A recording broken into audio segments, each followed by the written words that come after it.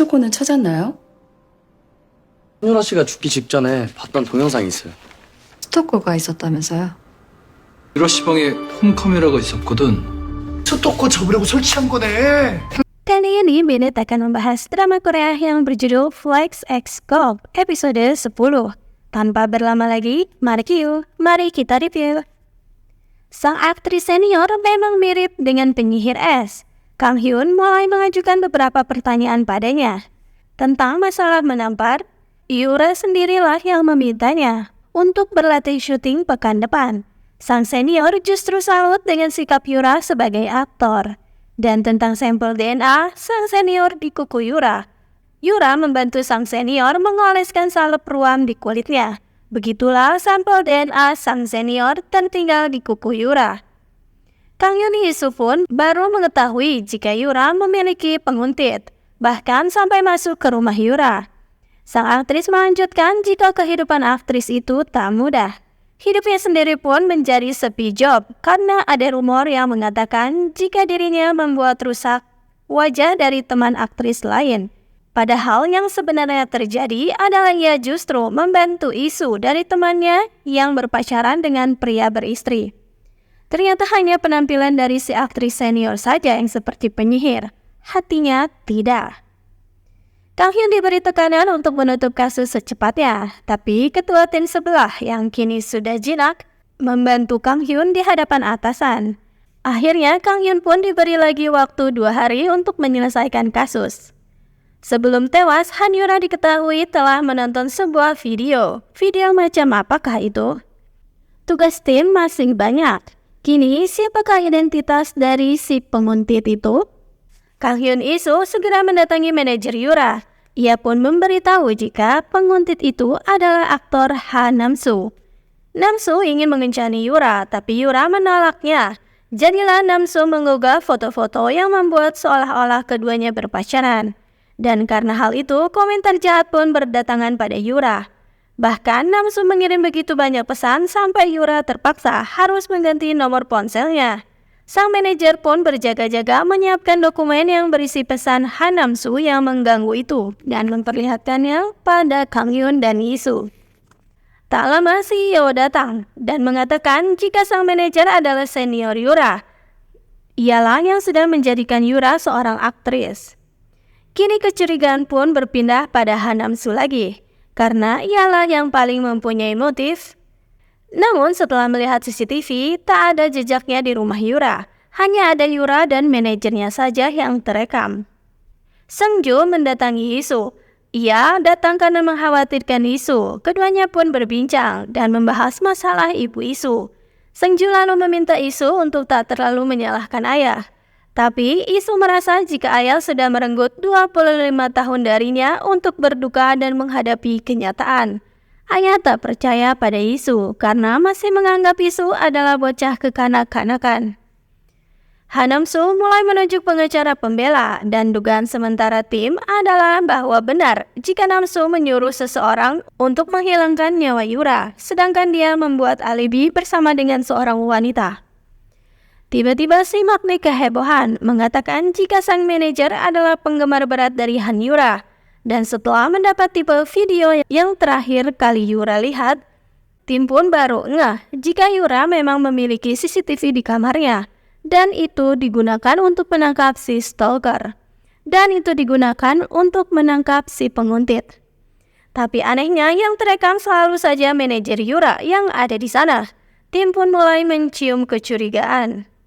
Kang Hyun Isu segera mendatangi rumah si manajer, namun tak kunjung dibuka, dan akhirnya Isu pun sedikit flexing lagi. Ia mendatangi kantor pemasaran, dan mengatakan jika ingin memberi office tile yang ada di depan itu. Tapi ia ingin melihat-lihat kamarnya dahulu. Tak ada masalah dengan harga berapapun itu, dan akhirnya Isu berlagak seperti orang kaya yang selalu memaksakan kehendaknya.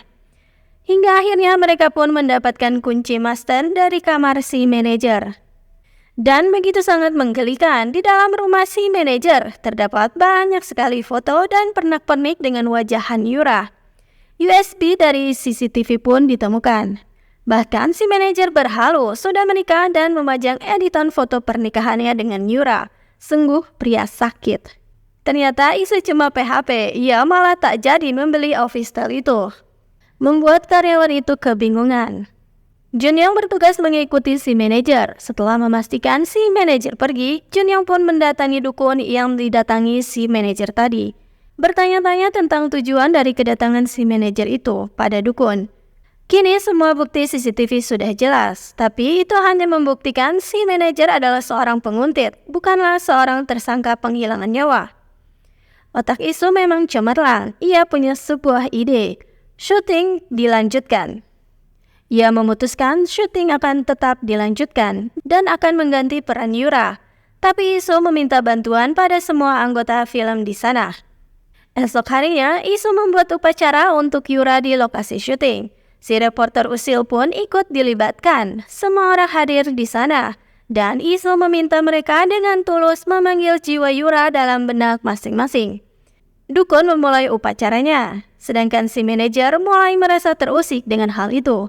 Dan tiba-tiba penerangan di ruangan itu pun mati seketika. Han Yura ada di sana terlihat tergeletak tak berdaya. Tapi ternyata itu adalah Kang Hyun yang berpakaian seperti Yura. Hingga akhirnya si manajer pun mengaku jika ia melakukannya karena ia mencintai Yura. Dan yang terjadi sebenarnya adalah seperti ini. Di malam Yura terbunuh, akhirnya ia mengetahui jika manajernya adalah penguntit itu sendiri. Si manajer pun benar-benar halu, mengira jika Yura menolak Han Nam-soo karena dirinya, dan mereka pun akan segera menikah. Dasar pria halu. Yura hendak segera melaporkan ke polisi, namun si manajer malah mengambil gunting di sana dan akhirnya menghilangkan nyawa aktris cantik itu. Manajer pun ditahan atas penghilangan nyawa Han Yura. Isu pun bersorak-sorai karena kini semua dilibatkan atas penangkapan dari tersangka pembunuhan Yura. Ketika ditanya kenapa mengganti pakaian Yura, si manajer sambil tersenyum ngeri mengatakan jika ia menggantinya agar Yura terlihat cantik, karena itu adalah pakaian terakhirnya di kamera. Sungguh sakit. Isu mendatangi dukun untuk berterima kasih, tapi dukun itu seolah tahu jika Isu selalu saja menunggu ibunya. Padahal ia sudah besar. Dukun mengatakan untuk merelakan kepergian ibunya, karena ibu kini sudah terbebas dari penderitaan hidup. Dan untuk pertanyaan yang ada di benak Isu, ia akan menemukannya kelak. Pemakaman Han Yura pun segera digelar. Begitu banyak orang yang hadir di sana menyampaikan duka yang mendalam.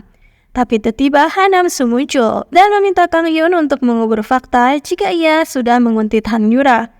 Sang aktris senior tak sengaja mendengar hal itu. Padahal mereka kini ada di hadapan banyak wartawan. Dan tiba-tiba adegan begitu sangat dramatis. Menjadi bahan yang pasti akan menjadi topik sangat panas. Senior pun menampar Han Nam-soo di hadapan banyak wartawan. Wanita itu begitu keren. Isu bersiap membantu dengan pengacara paling hebat jika ada masalah karena kejadian barusan. Dan akhirnya teman Isu dibebaskan. Ia benar-benar sudah hilang kewarasannya karena kecanduan narkoboy. Tapi Isu malah menggelandangnya ke tim investigasi narkoboy. Awalnya senang, tapi ia kini bersumpah serapah pada Isu. Dan ia pun mengamuk. Pria itu mengatakan jika selama ini ia tetap bersama Isu karena Isu kaya raya. Tapi Isu pun tahu karena selama ini ia hanya kesepian. Isu masih belum bisa pulang ke rumah. Kang Hyun pun memberi saran jika di rumah itu pun pasti ada banyak kenangan indah bersama dengan ibunya.